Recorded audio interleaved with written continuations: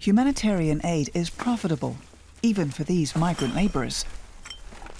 Sudanese contract workers in Dubai are sorting through the packaging waste that suddenly accumulates when a disaster like the one in Nepal strikes. We're in the world's biggest aid relief complex, 50 kilometres outside Dubai. Storage facilities as far as the eye can see. And inside, there are cartons as far as the eye can see. The head of logistics at the UN's World Food Programme says supplies often have to be repacked. Yeah, this is a donation from the Japanese government. They have procured from a company in the market. In an emergency, products from countless deliveries have to be packed together. A look at the showroom indicates how diverse the items are. From tents to saucepans to toys. Aid workers speak of survival kits. Ideally, families will receive relief of this standard. Disasters become sales outlets.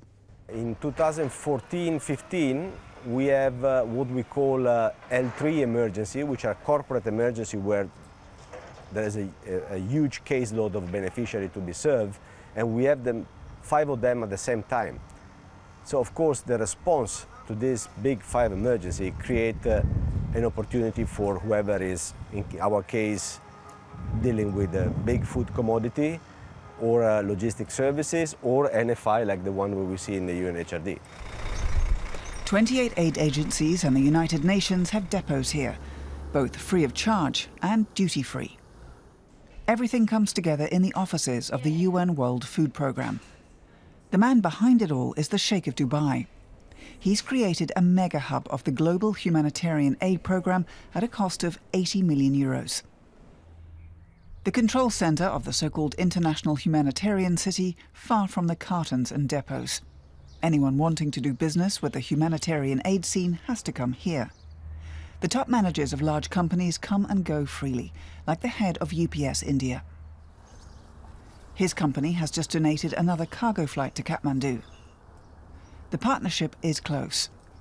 The returns, he stresses, are indirect.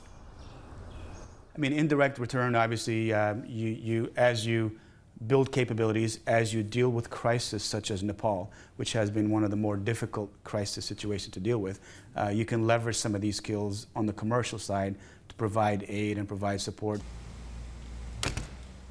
But the returns aren't quite that indirect. Most of the time, providing services, whether for emergencies or long-term aid, also means profits.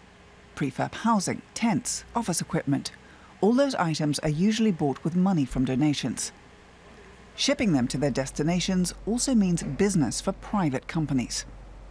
And being seen in the flattering light of aid providers is great for the company's images. Most of them, the corporate social responsibility is one of the things driving them to be present, to be next to us, not only on the commercial point of view, but also from a moral or more ethical point of view, giving something back to the country where they might have already operation. If you think of the big logistic corporation today, they're present worldwide, so they have the interest also to show the community that are affected by disaster that they're doing not only money out of that, but they're also ready to help with that. Stefano Peveri is uneasy these days. Where is this thing going? Nepal still? Yeah. This is the last... Not yet. We have Save the Children, we are going to finish. Now we have care and also Bold Vision.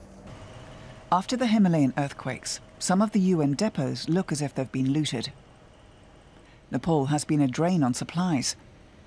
More are on the way, but when will they arrive?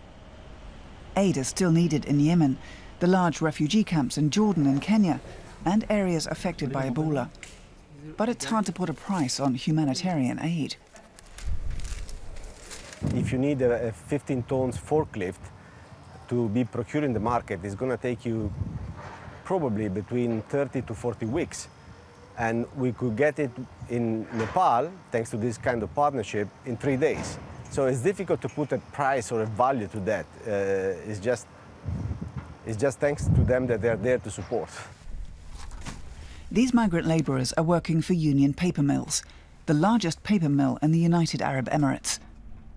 It's just one of a growing number of Dubai-based companies that are profiting from the world's disasters.